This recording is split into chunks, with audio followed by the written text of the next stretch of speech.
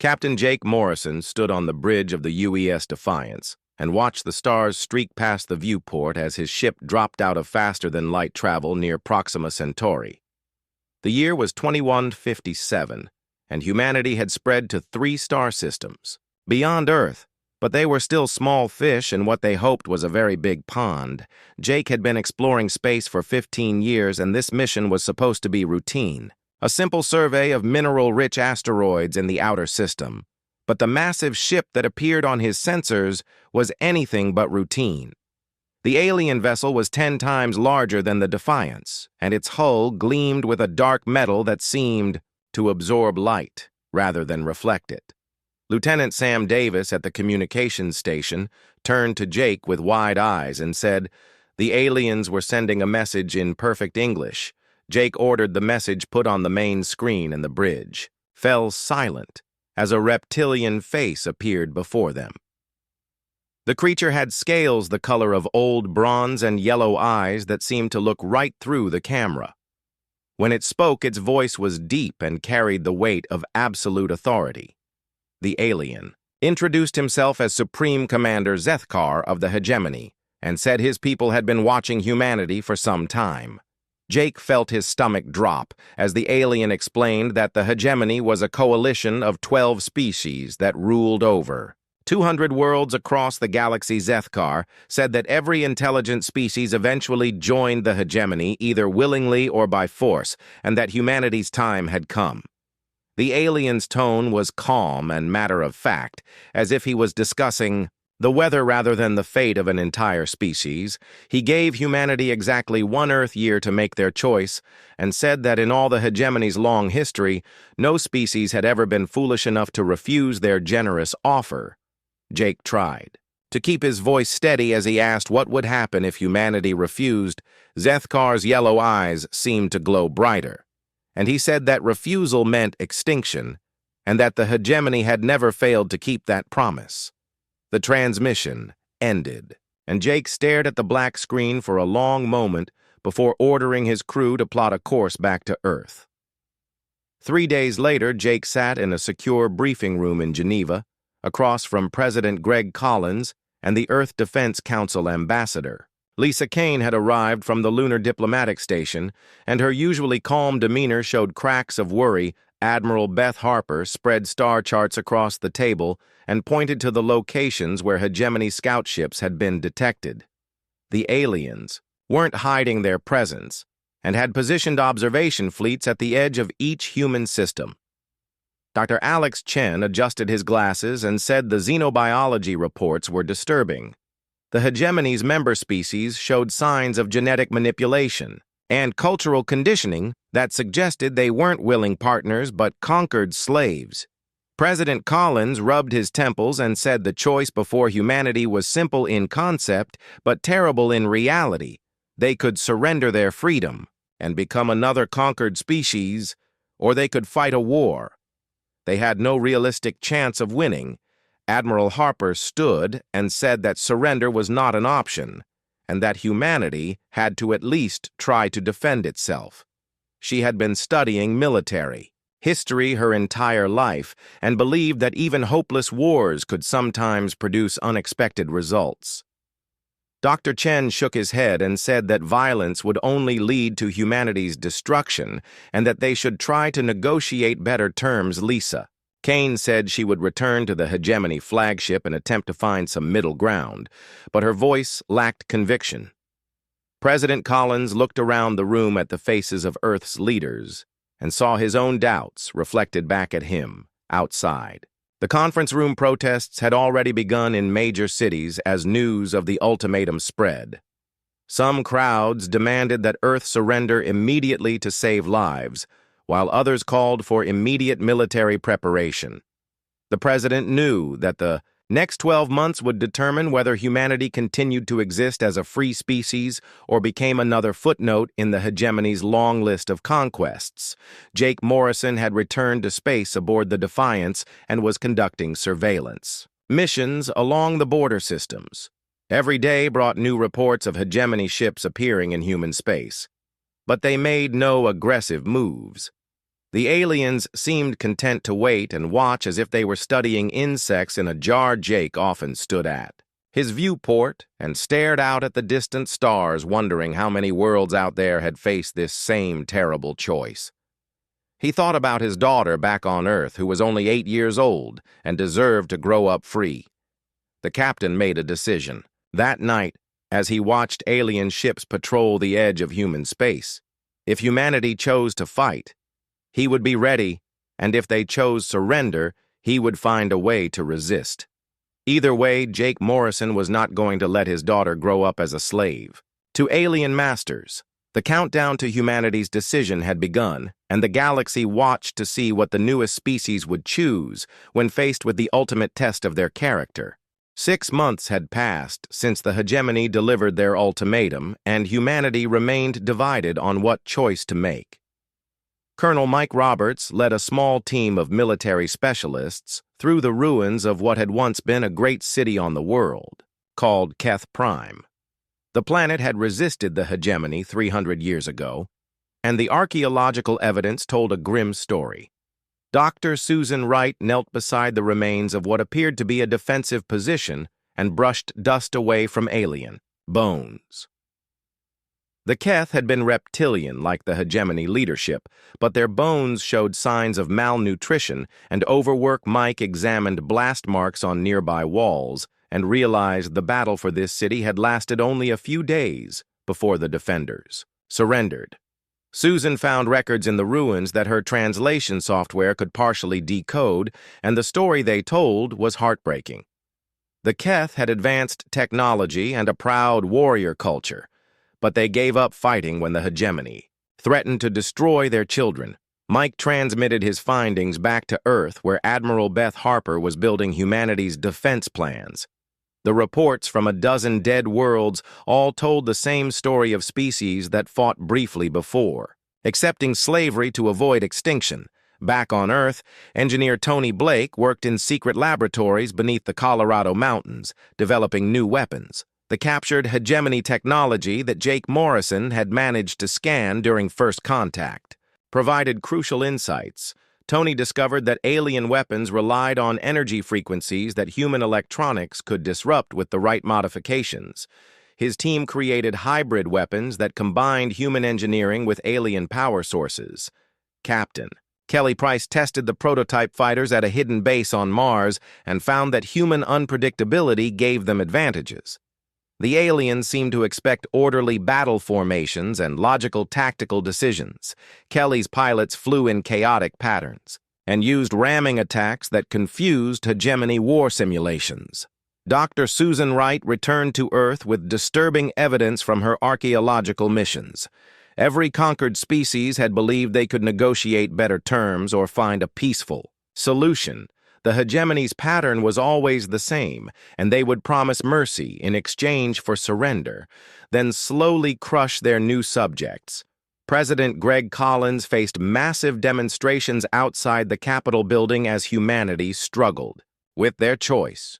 Some protesters carried signs demanding immediate surrender to save human lives. Others burned alien flags and chanted slogans about dying free rather than living as slaves.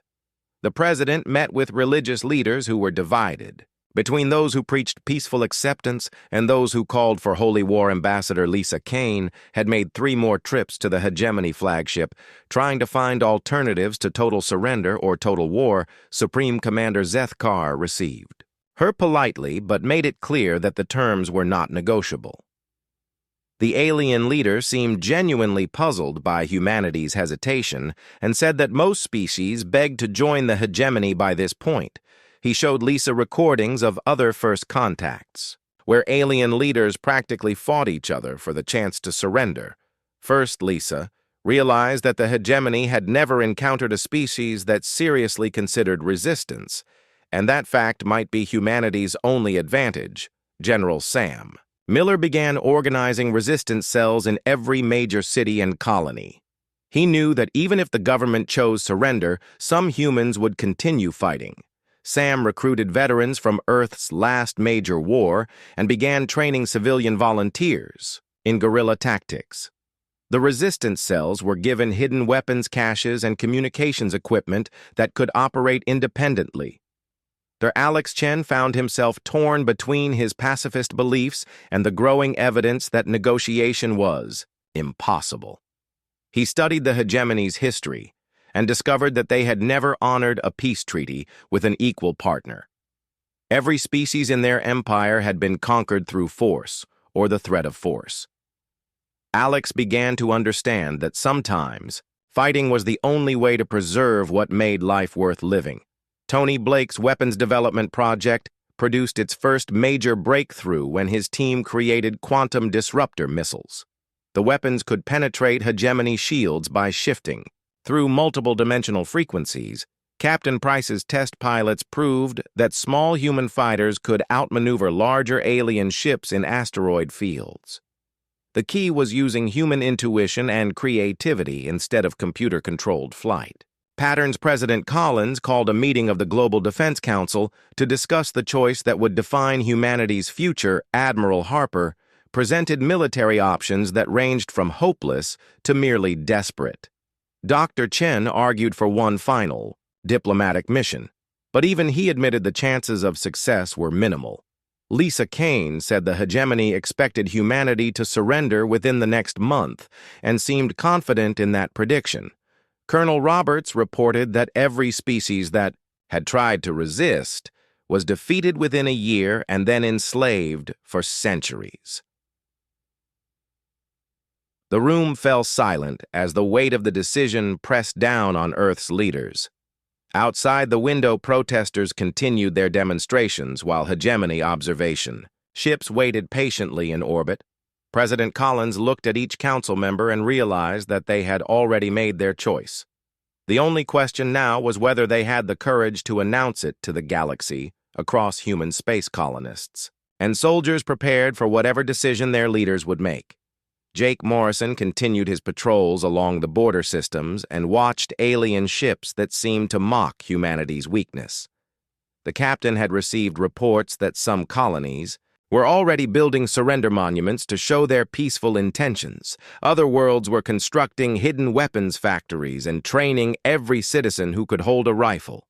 The next few weeks would determine whether humanity joined the long list of the hegemony's slaves or became the first species to choose extinction over surrender. Time was running out, and the galaxy watched to see what humanity would choose when faced with their darkest hour.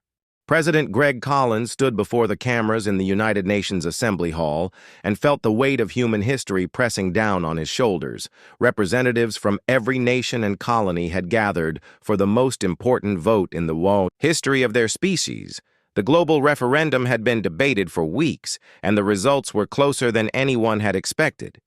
52% of humanity had chosen to resist the hegemony, while 48% wanted to surrender. The president's hands shook slightly as he read the declaration that would seal humanity's fate.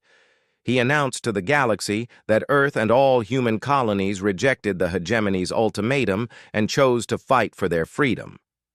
The assembly hall erupted in cheers and tears as representatives realized they had just declared war on an empire that ruled 200 worlds. On the hegemony flagship, Supreme Commander Zethkar stared at the human transmission with genuine shock in 3,000 years of conquest. No species had ever chosen extinction over the generous offer of slavery. The alien commander felt something he had never experienced before, which was uncertainty about the outcome of a military campaign. He immediately sent orders to mobilize the hegemony's Third Fleet, which was normally more than enough to crush any resistance. Admiral Beth Harper had been waiting for this moment and immediately activated Operation Defiance. Every human military unit across 3-star systems began moving. To predetermined positions, Captain Jake Morrison received orders to evacuate non-combatants from the border colonies to the inner systems. His ship, the Defiance, was joined by dozens of civilian transports as they began the largest evacuation in human history. The plan acknowledged that humanity could not win through conventional warfare alone, but would make every victory cost more than the hegemony was willing to pay. Dr. Susan Wright unveiled the quantum communication network that she had been developing in secret. The system used quantum entanglement to create instantaneous communication across light years of space. The hegemony's jamming technology was useless against quantum encryption, and for the first time humans could coordinate across their entire territory. Lieutenant Ryan Fox climbed into the cockpit of one of Tony Blake's new fighter designs. The small ship looked fragile compared to hegemony warships, but it carried weapons that could punch through alien shields. Ryan's squadron would be the first to test human innovations against alien technology in actual combat. The new fighters used unpredictable flight patterns that no computer could anticipate. Human pilots relied on instinct and creativity instead of programmed responses. Tony Blake watched from the Mars testing facility as his fighters prepared for their first real mission. He knew that human engineering was crude compared to alien technology, but humanity had advantages that the hegemony did not understand. Humans fought dirty when necessary and were willing to sacrifice everything for victory. Sergeant Amy Walsh led the first special operations teams that had been training for guerrilla warfare. Their mission was to make any hegemony occupation as costly and bloody as possible. Amy's teams had studied every successful resistance movement in human history and adapted those tactics for fighting aliens. They would hide among civilian populations and strike at enemy supply lines. The hegemony had never faced an enemy that refused to fight by the rules of civilized warfare. On the hegemony capital world, the War Council met to discuss the human situation. General Klextar had been assigned to crush human resistance, and he requested only minimal forces for the task. The alien general had studied human military capabilities and found them laughably primitive. He estimated that human resistance would collapse after the first major defeat, and the war would be over within 3 months. The War Council agreed and allocated just enough ships to handle what they saw as a minor police action. They had more important concerns on other fronts where real threats to the Empire required attention. Supreme Commander Zethkar felt uneasy about the human decision but trusted his generals to handle the situation. He ordered the fleet to begin their advance toward human space with instructions to offer one final chance for surrender. Dr. Alex Chen had abandoned his pacifist beliefs and now served as a war correspondent. He would document humanity's resistance for future generations, assuming any humans survived the coming war. Alex knew that even if humanity lost, their fight might inspire other species to seek their own freedom. The example of one species choosing death over slavery could change the galaxy forever. Captain Kelly Price received her final briefings before leading the defense of the outer colonies. Her fighter squadrons would be outnumbered 100 to 1, but they had advantages that alien tacticians could not anticipate. Kelly's pilots were all volunteers who knew they were probably going to die, but were determined to make their deaths count. President Collins addressed the nation one final time before the shooting started. He told humanity that they had chosen the harder path, but the only path that would let them remain human. The president promised that even if Earth fell, the human spirit would never surrender to alien tyranny. Across human space, families said goodbye. As military personnel reported to their units, children too young to fight were evacuated to the safest colonies, while teenagers lied about their ages to join the military. Elderly veterans came out of retirement to serve in whatever capacity they could. Jake Morrison's daughter called him from Earth and said she was proud that her father had chosen to fight. The 8-year-old girl did not fully understand what war meant, but she knew that freedom was worth protecting. Jake promised her that he would come home, but both of them knew it might be a lie. The hegemony fleet crossed into human space expecting to find weak defenders ready to surrender. Instead, they found empty systems where human forces had withdrawn to prepared positions. Aliens discovered that humanity intended to make them fight for every planet and every moon. Supreme Commander Zethkar realized that this war would be different from every other conquest in hegemony history for the first time in 3,000 years. His empire faced an enemy that truly intended to resist.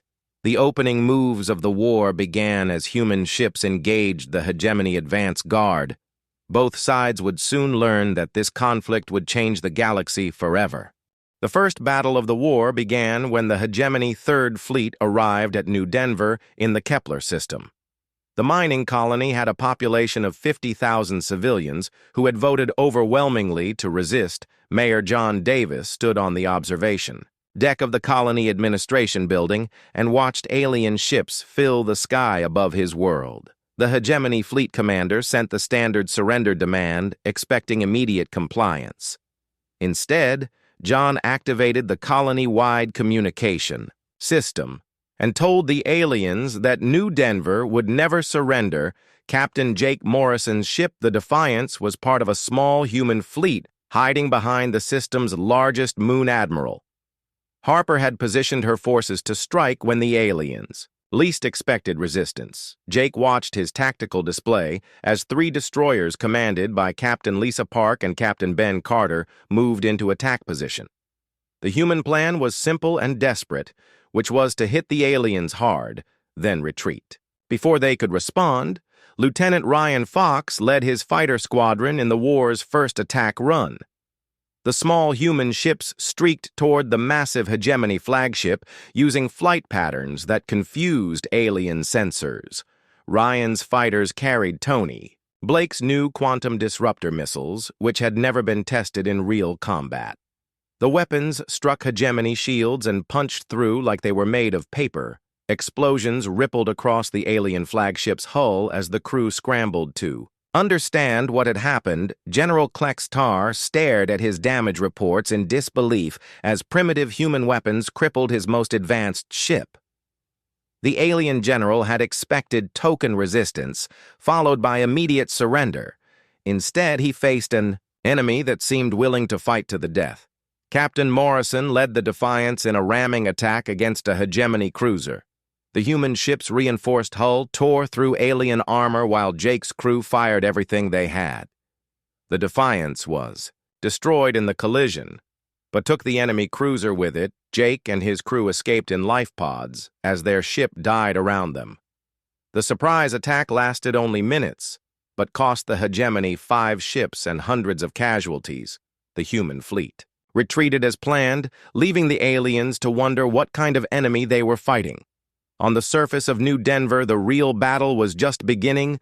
Hegemony ground forces landed, expecting to face a few token defenders before accepting the colonies. Surrender instead, they found that every civilian had been armed and trained for guerrilla warfare. Foreman Carl Stone led a group of miners who had turned their excavation equipment into weapons of war mining lasers designed to cut through asteroids. Proved very effective against alien battle armor teacher Maria Santos had become a sniper who picked off hegemony officers from hidden positions. Her students helped by spotting targets and carrying ammunition through tunnel networks. The battle for New Denver became a nightmare of urban warfare that the hegemony had never experienced. Every building was a fortress, and every civilian was a potential combatant. Children threw improvised explosives from rooftops while elderly citizens operated. Hidden gun positions. General Klextar found his forces bogged down in street fighting that cost hundreds of casualties per day. Previous conquests had involved large-scale surrenders after minimal resistance. Humans fought for every street and every building as if their lives depended on victory. Dr. Alex Chen arrived on New Denver during the second week of fighting to document the resistance. He found a colony that had been transformed into a military base where everyone was a soldier. Alex interviewed Maria Santos between sniper missions and learned that she had never fired a weapon before the war. The teacher explained that she fought because her students deserved to grow up. Free Carl Stone showed Alex the tunnel networks that miners had dug. Beneath the colony, the tunnels allowed defenders to move unseen and attack hegemony forces from unexpected directions. The alien invaders found themselves fighting an enemy that appeared everywhere and nowhere. Mayor John Davis had set up his command post in the deepest mine shaft where alien sensors could not detect him. He coordinated the defense while knowing that New Denver could not hold out forever. John's plan was not to win, but to make victory so costly that the hegemony would regret attacking. Every day of resistance inspired other human colonies to prepare their own defenses. The battle dragged on for 6 weeks as hegemony casualties mounted beyond anything in their military history. General Kleck faced a choice between accepting massive losses or using orbital bombardment. The alien commander had never encountered defenders who refused to surrender, even when facing certain death. He realized that humans were different from every other species the hegemony had conquered. The civilians of New Denver continued fighting, even as their city crumbled around them. Mothers fought beside their children, and grandparents died defending positions they could not hope to hold. Dr. Chen broadcast reports of the resistance to human colonies. Across the galaxy, his stories of ordinary people becoming heroes inspired similar preparations on dozens of worlds. The siege reached its climax when hegemony reinforcements arrived with planet-killing weapons. General Kleck had been forced to request additional forces for what should have been a simple police action. Supreme Commander Zethkar watched the battle reports with growing concern. The human resistance was costing more ships and soldiers than some major campaigns against advanced civilizations. On New Denver, the final assault began as orbital bombardment reduced the colony to radioactive rubble. Mayor John Davis and his remaining defenders died at their posts rather than surrender. The hegemony had won, but at a cost that shocked their high command. What should have been a 6-day conquest had taken 6 weeks and cost 3 times the expected casualties. Carl Stone and Maria Santos were among the last defenders who died fighting in the ruins of their home. Their sacrifice became a symbol of human determination that spread across the galaxy. Jake Morrison watched the bombardment from a rescue ship and swore that New Denver would be avenged. The captain had lost his ship and many friends but gained something more valuable, which was proof that humans could hurt their enemies. General Kleck surveyed the ruins of New Denver and realized that this war would be unlike anything in hegemony history. The aliens had won their first battle, but the victory felt more like a defeat.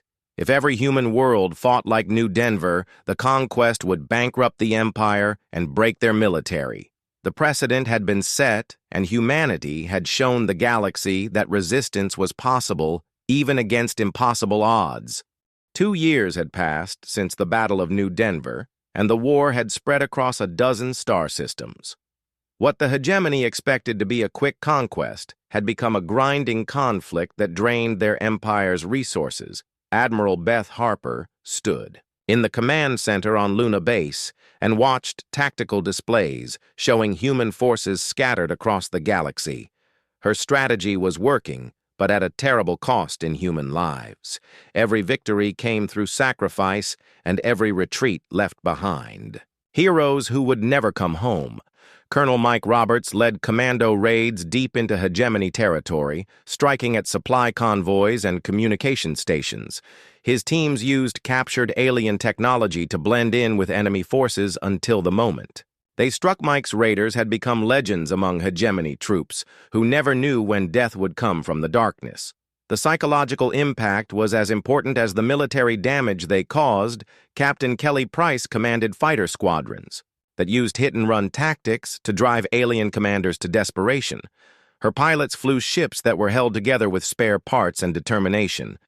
Kelly had lost 3/4 of her original pilots, but new volunteers kept arriving to take their place. The human fighters struck without warning and vanished before the enemy could respond. The siege of Luna Base had lasted 8 months and become the symbol of human resistance. Commander Kate Williams held the moon against overwhelming odds, using the low gravity to devastating advantage. Hegemony ground forces found that their heavy armor was useless in an environment where humans could leap 20 feet. Kate's defenders used the lunar tunnel system to create a labyrinth of death. For alien invaders, Dr. Susan Wright worked around the clock developing new weapons and defensive systems. Her quantum disruptor technology had evolved to the point where human ships could fight alien vessels on equal terms. Susan's greatest breakthrough came when she created adaptive artificial intelligence systems that learned from each battle. The AI could predict alien tactics and suggest countermeasures that confused enemy commanders. The war's turning point came when Sergeant Amy Walsh's special operations teams captured a hegemony communications center. Intact, Tony Blake's engineers reverse-engineered the alien quantum encryption, and suddenly humans could intercept enemy battle plans. The intelligence breakthrough allowed Admiral Harper to anticipate hegemony moves and set ambushes that devastated their fleets. For the first time since the war began, humans were winning more battles than they lost. Other species within the hegemony began to take notice of the human resistance secret. Communications reached human forces from sympathetic aliens who had suffered under hegemony rule for centuries. A group of insectoid creatures called the Zith offered to provide intelligence about hegemony military movements. The Zith had been conquered 500 years ago and secretly maintained their own resistance networks. Dr. Alex Chen established contact with rebel groups on a dozen hegemony worlds. His broadcasts of human resistance had inspired enslaved species to begin planning their own uprisings. Alex realized that humanity's fight was becoming a galactic war of liberation. Supreme Commander Zethkar faced increasing pressure from the Hegemony High Council. The human war was consuming resources that were needed to maintain control over other rebellious territories. Some council members questioned whether humanity was worth the cost of conquest. General Klextar had been replaced after his failures at New Denver, but his successors fared no better. The latest commander general, Vorthak, had lost an entire fleet trying to capture the Mars shipyards. Human defenders had turned the Red Planet into a fortress that seemed impossible to take. President Greg Collins broadcast messages to the galaxy from hidden bunkers on Earth. He offered alliance to any species willing to fight for their freedom. The president's speeches were translated into hundreds of alien languages and spread through underground networks. Human diplomats made contact with resistance movements across hegemony. Space Jake Morrison now commanded a new ship called the Liberation and led raids against hegemony strongholds. His crew included survivors from dozens of destroyed human vessels who fought with the fury of the dispossessed. Jake's ship carried weapons that Dr. Wright had built using a combination of human engineering and captured alien technology. The Liberation could punch through any hegemony defense and had become a symbol of human determination. Commander Kate Williams received reports that her defense of Luna Base had inspired uprisings on 12 hegemony worlds. The alien empire that had ruled for 3,000 years was beginning to crack under the pressure of constant rebellion.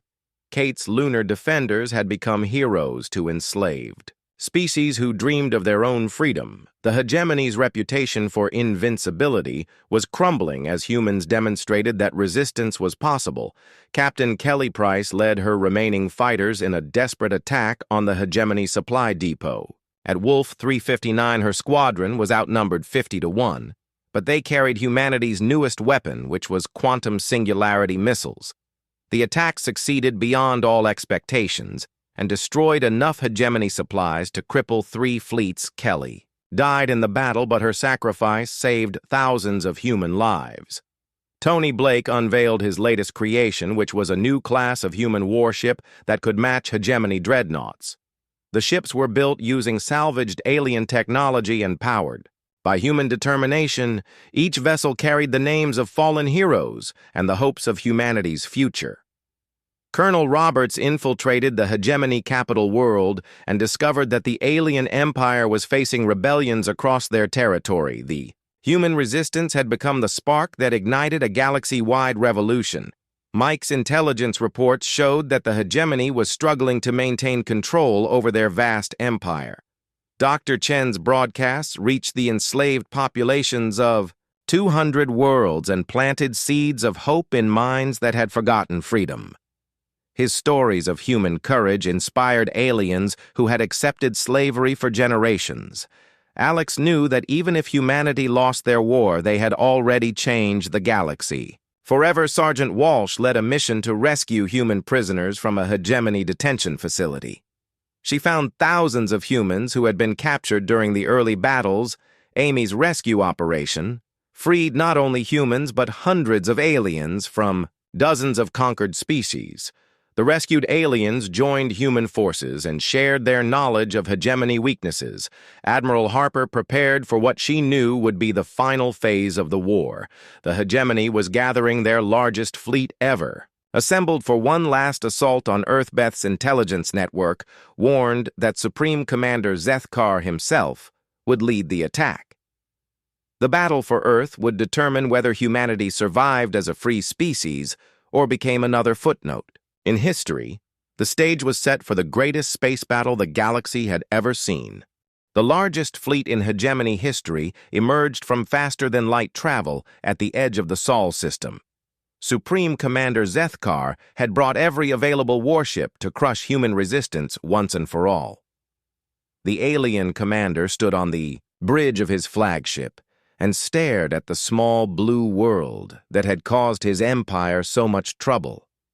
This final battle would restore hegemony prestige and prove that resistance was futile. Admiral Beth Harper watched the enemy fleet approach from her command ship hidden behind Jupiter's largest moon. She had gathered every human vessel that could still fight for this last desperate stand.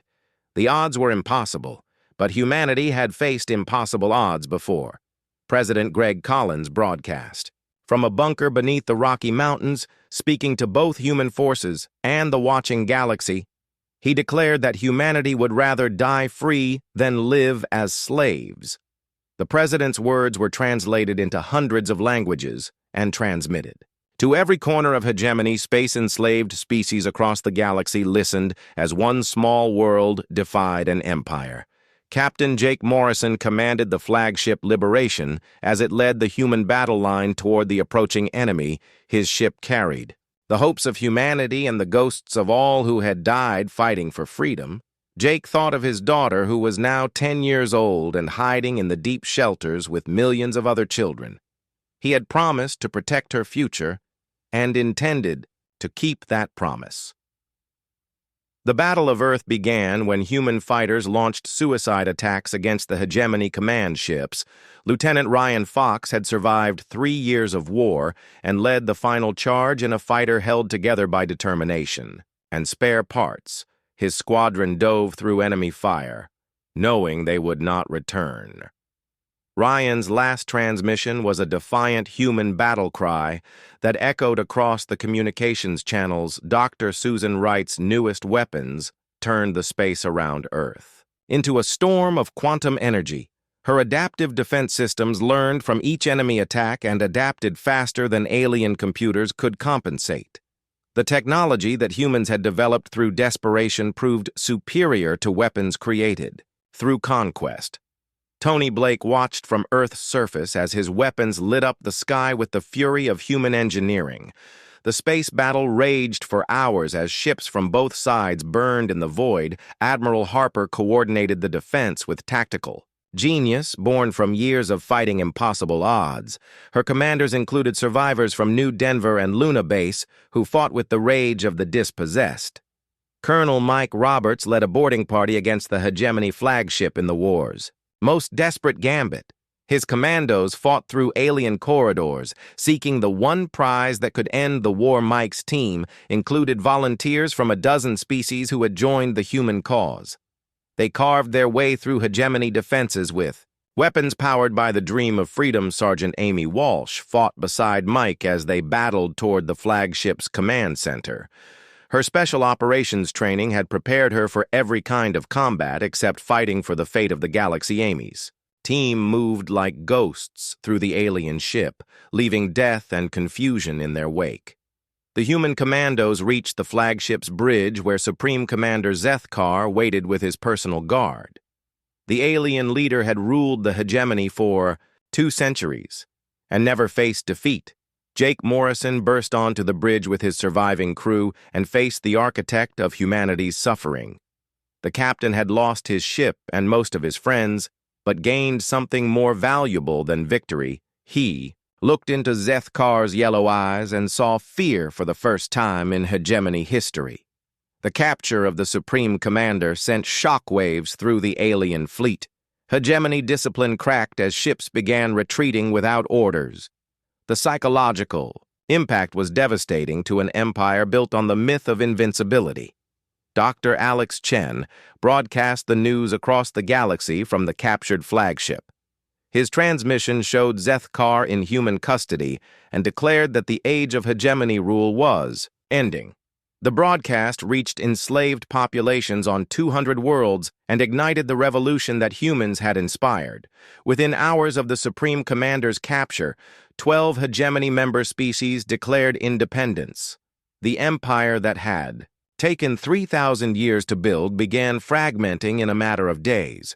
President Collins received surrender offers from hegemony fleet commanders who suddenly found themselves cut off from their government. The human leader offered terms that no conqueror in galactic history had ever provided, which was simple withdrawal and recognition of independence. The Hegemony War Council faced a choice between accepting defeat or watching their empire collapse in civil war. They chose to negotiate from a position of weakness for the first time in their history. Supreme Commander Zethkar sat in a human detention cell and struggled to understand how his empire had been defeated by primitives. The alien leader had commanded fleets that conquered civilizations, but could not comprehend the power of desperate courage. Jake Morrison visited the fallen commander and explained that humanity had never intended to defeat the hegemony through superior firepower. They had won by proving that freedom was worth any sacrifice. Zethkar warned that humanity had doomed themselves to eternal conflict by destroying the galactic order.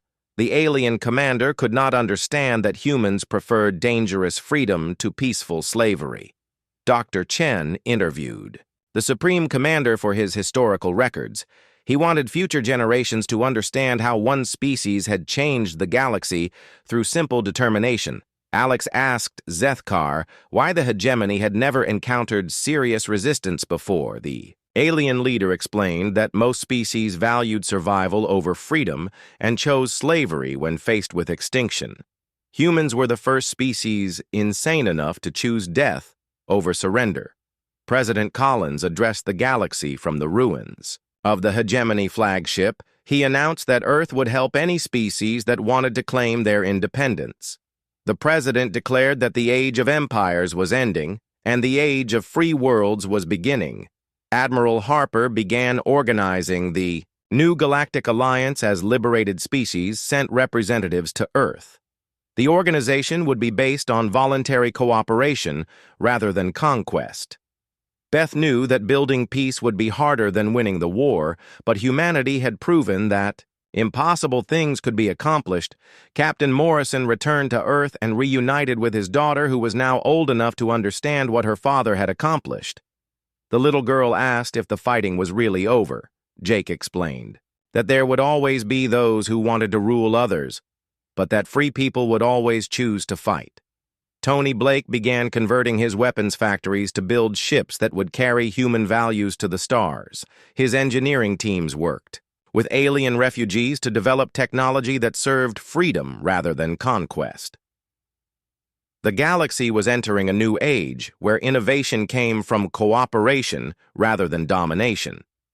Commander Kate Williams emerged from Luna Base after 2 years of siege to find that her heroic defense had become legend.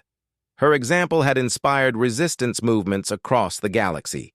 Kate realized that sometimes the greatest victories came from simply refusing to surrender. Sergeant Walsh helped establish training centers where humans taught guerrilla tactics to newly liberated species. Her special operations techniques became the foundation for resistance movements across the galaxy. Amy knew that freedom required constant vigilance and that humanity would help guard it. The war had cost humanity millions of lives and dozens of worlds, but they had gained something more valuable. They had proven that even the smallest species could change the galaxy if they were willing to pay the price. Dr. Wright continued, developing technology, but now focused on exploration rather than destruction. Her quantum communication networks connected free worlds across the galaxy. Susan's greatest achievement was creating systems that served life rather than death. The galaxy, that had been ruled by fear for 3,000 years, was learning to live with hope.